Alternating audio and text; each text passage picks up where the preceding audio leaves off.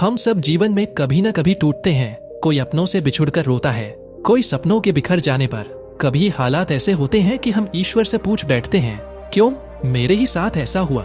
यह कहानी उन्हीं क्षणों के लिए है जब तुम्हारे भीतर अंधेरा गहराने लगे, जब लगता है कि अब आगे कोई राह नहीं, जब आंसू भीतर उतरने लगे और मौन चुभने लगे, तब यह कहानी तुम्हारा हाथ थामेगी। यह सिर्फ एक किसान हरिदास की कथा नहीं है, यह हर उस आत्मा की यात्रा है जो दुख के जंगल से निकलकर शांति के पर्वत तक पहुंचना चाहती है।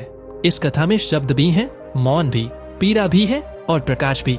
तो जब भी तुम दुखी हो, इस कहानी को सुन लेना, शायद यह तुम्हें तुम्हारे भीतर की रोशनी तक पहुंचा दे। मनुष्य का जीवन दुख और सुख के दो किनारों के बीच बहती एक नदी है। कोई दुख में डूब जाता है, कोई उसे नाव बना लेता है। ये कहानी उस व्यक्ति की है जिसने अपने दुख को डूबने का कारण नहीं, उड़ने का साधन बना लिया। बहुत समय पहले की बात है। एक गांव में एक गरीब युवक रहता था जो हमेशा परेशान और दुखी रहता था। उसे लगता था कि उसकी जिंदगी में कोई दिशा नहीं है। एक दिन उसने सुना कि गौतम बुद्ध पास के एक नगर में प्रवचन देने आए हैं। युवक के मन में जिज्ञासा जागी और वह बुद्ध से मिलने के लिए निकल पड़ा। जब वह बुद्ध के पास पहुंचा तो उसने पूछा, भगवान, मैं बहुत दुखी हूँ, मेरी जिंदगी में सुख शांति नहीं है, कृपया मुझे ऐसा ज्ञान दीजिए जिससे मेरी जिंदगी बदल जाए। बुद्ध मुस्कुराए और बोले, वत्स, जीवन में शांति और आनंद पाने के लिए तुम्हें 4 बातें समझनी होंगी। यदि तुम इन्हें अपनाओगे तो तुम्हारा जीवन बदल जाएगा। पहली सीख, मन को नियंत्रित करो। बुद्ध ने कहा, तुम्हारा मन तुम्हारा सबसे बड़ा मित्र भी हो सकता है और सबसे बड़ा शत्रु भी। यदि तुम इसे नियंत्रित करोगे तो यह तुम्हें सफलता और शांति की ओर ले जाएगा, लेकिन यदि यह तुम्हें नियंत्रित करेगा तो यह तुम्हें अंधकार की ओर धकेल देगा।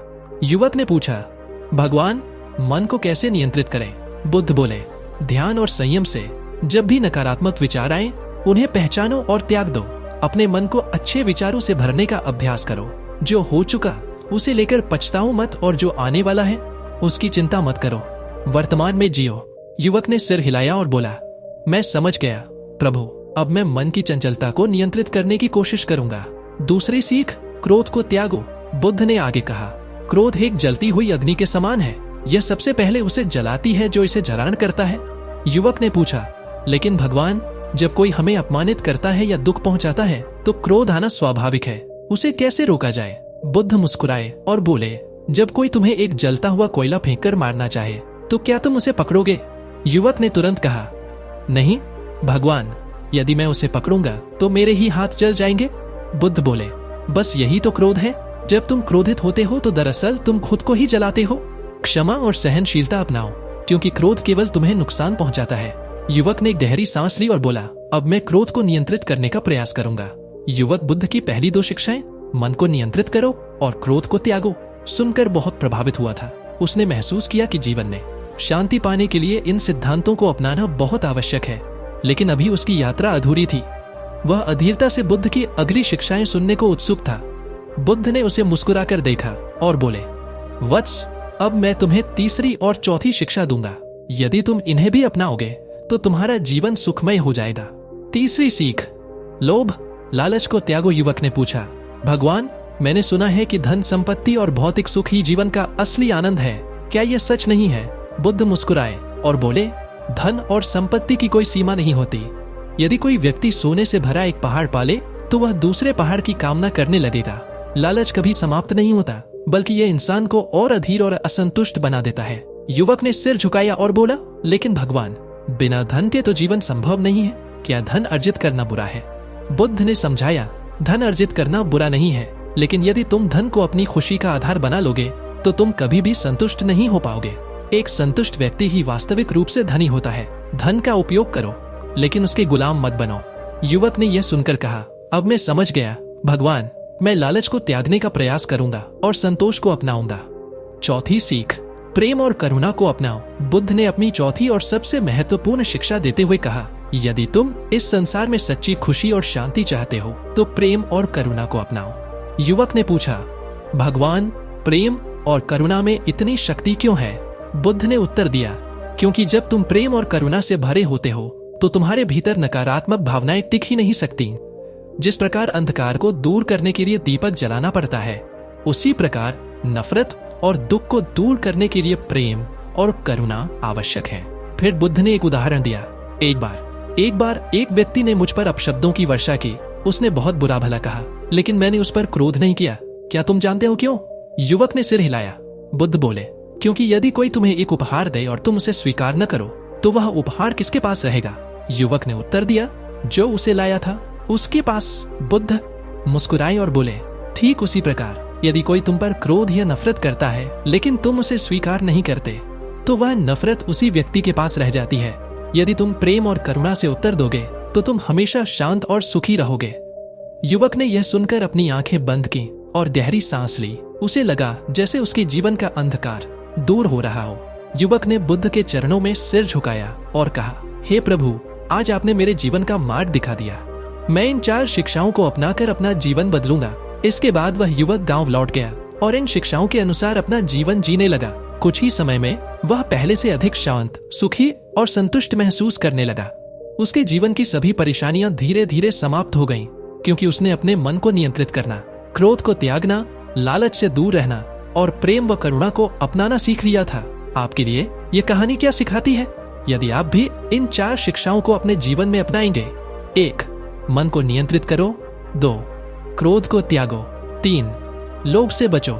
4. प्रेम और करुणा को अपनाओ तो निश्चित रूप से आपका जीवन भी आनंद और शांति से भर जाएगा।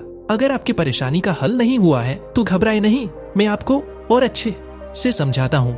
तो चलिए इसे एक छोटी कहानी के माध्यम से सुनते हैं। बहुत समय पहले उत्तर भारत के एक छोटे से गांव नयनपुर में एक व्यक्ति रहता था। नाम था हरिदास। उसका जीवन बहुत साधारण था। वह किसी राजा का पुत्र नहीं था, न किसी ज्ञानी ऋषि का शिष्य। वह बस एक किसान था, एक ऐसा किसान जिसकी जमीन भी खुद की नहीं थी। हरिदास बचपन से ही गरीब था। माँ बाप जल्दी चल बसे। उसने अकेले संघर्ष किया। 2 वक्त की रोटी के लिए वह खेतों में मजदूरी करता, कभी लकड़ियां काटता तो कभी दूसरों की गायें चराता। उसके पास कुछ नहीं था सिवाय एक शांत मुस्कान के। गांव वाले अक्सर कहते, हरिदास तू इतना सुखी क्यों दिखता है, तेरे पास तो कुछ भी नहीं। हरिदास धीरे से मुस्कुराता और कहता, जिसके पास भगवान है उसके पास क्या नहीं है। एक वर्ष गांव में भयानक सूखा पड़ा। खेत बंजर हो गए, लोग पलायन करने लगे। हरिदास ने जो थोड़ा बहुत अनाज इकट्ठा किया था वह भी चूहों ने कुतर डाला। फिर एक रात झोंपड़ी में आग लग गई। उसका एकमात्र बैल भी बीमार होकर मर गया। गांव वालों ने सोचा अब हरिदास टूट जाएगा, लेकिन अगली सुबह वह फिर से नदी किनारे बैठा था, आंखें बंद, गहरी सांसें लेता हुआ। पास से एक वृद्ध गुजरा और बोला, हरिदास तू अब भी शांत है। हरिदास ने आंखें खोली और कहा, जो गया वह मेरा कभी था ही नहीं, जो बचा है वह मेरा आत्मा है और वह अडिग है। कुछ दिन बाद एक सन्यासी गांव में आया। वह लोगों के हृदय पढ़ सकता था। हरिदास को देख वह रुका और बोला, तू इस संसार का नहीं लगता, चल मेरे साथ आश्रम चल, वहां तुझे अपना उत्तर मिल जाएगा। हरिदास बिना एक क्षण सोचे चल पड़ा। न वह जानता था कि कहां जा रहा है, न क्यों, बस उसे लगा यही ईश्वर की अगली योजना है। आश्रम पहाड़ों के बीच बसा एक शांत स्थान था। दूर दूर तक न कोई बाजार, न शोरगुल। वहां ध्यान, सेवा, तप और मौन का वास था। हरिदास ने वहां झाड़ू लगाना शुरू किया, बर्तन मांजने लगे, पेड़ पौधे सींचे। और एक दिन जब वह ध्यान कक्ष में बैठा, कुछ घटा। उसके भीतर एक तीव्र कंपन उठा। उसके भीतर एक तीप, जैसे कोई भीतर से कह रहा हो, तू शरीर नहीं, तू आत्मा है। हरिदास कांप उठा। उसके नेत्रों से आंसू बहने लगे। उस दिन के बाद हरिदास पहले जैसा ना रहा। सन्यासी ने हरिदास को एक दिन अपने पास बुलाया और कहा, हरिदास तू तैयार है, अब तुझे बाहर जाना है। दुखियों को वह देना है जो तूने पाया है, शांति। हरिदास बोला, गुरुदेव मैं कौन हूँ जो किसी को कुछ दूं? सन्यासी ने उत्तर दिया, तू वही है जो तूने पाया है, एक दीपक, और दीपक का धर्म है अंधकार में रोशनी देना। हरिदास गांव लौट आया, पर अब वह वही किसान न था। वह अब लोगों का मार्गदर्शक था। जो दुखी होता वह उसकी झोंपड़ी आता। हरिदास कुछ नहीं कहता, बस एक शांत मुस्कान देता और एक बात कहता, इस क्षण को पूरी तरह स्वीकार कर लो, दुख तुम्हें स्पर्श नहीं कर सकेगा। दुख आना जीवन का नियम है, पर उसमें डूब जाना हमारा चुनाव होता है। जब सब कुछ टूट जाए तब मत रो, वहां भगवान खड़े होते हैं तुम्हें लेने। जिस दिन तुम मैं को छोड़ दोगे, शांति तुम्हारे भीतर उतर आएगी। यह उस क्षण की कथा है जब हरिदास का सामना एक ऐसे व्यक्ति से होता है जिसके पास सब कुछ है, लेकिन फिर भी उसके जीवन में कोई रंग नहीं। गांव से कुछ दूर एक बड़ा नगर था, राजपुर। वहां का एक प्रतिष्ठित व्यापारी था, नाम था विजयराज। विशाल महल, सैकड़ों नौकर, सुंदर वस्त्र, स्वादिष्ट भोजन, उसके पास सब कुछ था। लेकिन एक समस्या थी, रात को नींद नहीं आती थी, मन हमेशा बेचैन रहता। दुनिया उसे धनवान कहती, पर वह स्वयं को रिक्त अनुभव करता। उसने योगी बुलाए, वैद्य बुलाए, मनोरोग विशेषज्ञों तक को बुलाया, लेकिन कोई समाधान न मिला। एक दिन किसी ने कहा, राजपुर से कुछ कोस दूर एक व्यक्ति है, हरिदास, वह दुख को समझता है, उससे मिलो। विजयराज हंसा, एक साधारण किसान मेरी समस्या क्या समझेगा? लेकिन मन में एक हल्की सी जिज्ञासा थी, सो एक रात गुपचुप हरिदास की झोपड़ी पहुंच गया। हरिदास झोपड़ी के बाहर तुलसी के पास बैठा था। चांदनी रात थी। विजयराज ने हाथ जोड़कर पूछा, क्या मैं कुछ पूछ सकता हूँ? हरिदास ने सिर झुकाया। ईश्वर के घर में सबका स्वागत है, बैठिए। विजयराज बोला, मैं दुखी हूँ, जबकि मेरे पास सब कुछ है। क्या मेरे दुख का भी कोई अर्थ है? हरिदास मुस्कुराया। वह उठकर अंदर गया और एक छोटा कटोरा लाया। उसमें थोड़ा सा पानी भरा और बोला, इसमें थोड़ा नमक डालो। विजयराज ने ऐसा किया।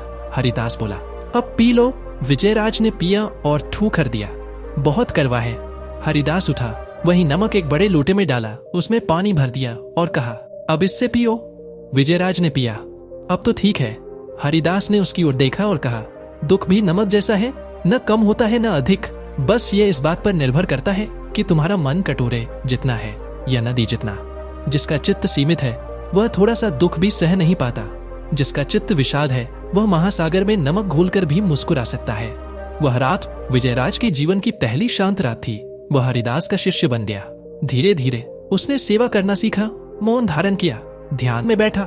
और एक दिन जब वह स्वयं झोपड़ी के बाहर बैठा एक दुखी बालक को समझा रहा था, तब उसे समझ आया, सुख बाहरी नहीं होता, वह भीतर से उपजता है। और दुख एक द्वार है उस भीतर की ओर। धन, पद, प्रसिद्धि, ये सब शरीर को सुख दे सकते हैं, आत्मा को नहीं। दुख को मिटाने का उपाय यह नहीं कि हम उससे भागें, बल्कि यह कि हम अपने चित्त को विस्तृत करें। जब हम अपने अहंकार से ऊपर उठ जाते हैं, तब सच्चा सुख हमारे भीतर उतर आता है। एक सुबह ध्यान से उठते ही हरिदास को एक आंतरिक पुकार सुनाई दी। कोई शब्द नहीं था, फिर भी स्पष्ट था, चलो। उसने किसी से कुछ नहीं था, फिर भी स्पष्ट था, चलो। कहा, बस अपने झोपड़ी के बाहर रखी लाठी उठाई और पूर्व दिशा की ओर चल पड़ा। वहीं जहां वर्षों पहले उसके गुरु का आश्रम था। रास्ते में लोग मिलते गए, कुछ पहचानते थे, कुछ नहीं। हरिदास मुस्कुरा देता, लेकिन आगे बढ़ता रहा। 3 दिन की यात्रा के बाद वह पहाड़ी के उस आश्रम पर पहुंचा जो अब सूना था। न कोई साधक, न कोई आचार्य, बस एक वृद्ध सन्यासी वृक्ष के नीचे मौन बैठा था। हरिदास ने पहचान लिया, गुरुदेव। गुरु ने आंखें खोली, हंसे नहीं, बोले नहीं, बस दृष्टि दी, वह दृष्टि जिसमें करुणा थी। मौन था और उत्तर भी। हरिदास ने पूछा, गुरुदेव, जीवन में मैंने बहुतों को सांत्वना दी, पर एक प्रश्न अब भी बाकी है, मैं कौन हूँ? गुरु ने पास पड़ी रेत की मुट्ठी उठाई और उसे हवा में उड़ा दिया। रेत उड़ गई, शेष रह गया हवा में मौन। हरिदास चकित था। गुरु ने आंखें बंद कर ली। हरिदास ने फिर पूछा, उत्तर। गुरु ने आंखें खोली और धीरे से कहा, जिस दिन तू यह पूछना छोड़ देगा कि मैं कौन हूँ, उस दिन तू स्वयं उत्तर बन जाएगा। जो जानता है वह मौन होता है, और जो पूछता है वह यात्रा में है। अब तुझ में यात्रा नहीं रही, अब तू पथ बन चुका है। उस दिन के बाद हरिदास ने किसी से कोई उपदेश नहीं दिया। वह बस बैठता, कभी वृक्ष के नीचे, कभी नदी के किनारे, कभी मंदिर की सीढ़ियों पर। लोग आते, बैठते और कुछ न कहते हुए भी बहुत कुछ समझ जाते। अब हरिदास शब्दों से नहीं, अपने मौन से सिखाता था। एक दिन एक बालक ने पूछा, बाबा, आप कभी बोलते क्यों नहीं? हरिदास ने उसकी आंखों में देखा और बालक चुप हो गया। फिर धीरे से बोला, क्योंकि शब्द अक्सर उस सत्य को तोड़ देते हैं जिसे हृदय महसूस करता है, और जो सत्य शब्दों में समा जाए वह पूर्ण सत्य नहीं होता। जीवन के अंतिम उत्तर शब्दों में नहीं, मौन में मिलते हैं। हम जितना भीतर उतरते हैं उतना बोलना कम और अनुभव करना अधिक हो जाता है। गुरु का सबसे बड़ा उपदेश कभी कभी कोई उपदेश नहीं होता, सिर्फ मौन दृष्टि। जब तुम प्रश्न छोड़ दोगे, उत्तर अपने आप बन जाओगे। वीडियो कैसी लगी कमेंट में जरूर बताएं, और अगर चैनल पर नए हो तो चैनल को सब्सक्राइब जरूर करें। तब तक के लिए धन्यवाद। मिलते हैं अगले वीडियो में।